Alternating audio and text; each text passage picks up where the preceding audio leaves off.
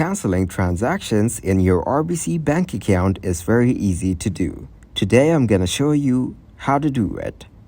Online banking offers a convenient way to cancel post-dated or scheduled payments and same-day payments. To cancel a post-dated payment or transfer, first of all, go to Pay Bills and Transfer Funds. Then, select the Post-Dated List tab. Now select Delete next to the desired transaction. After that, click on Confirm to remove the transaction. To cancel a same-day bill payment after it has gone through, call RBC Royal Bank Online Services at 1-800-769-2555 and do that before 6 p.m. your local time.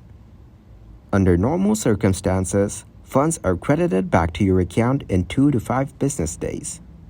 Payments to other RBC Royal Bank customers are instantaneous and final.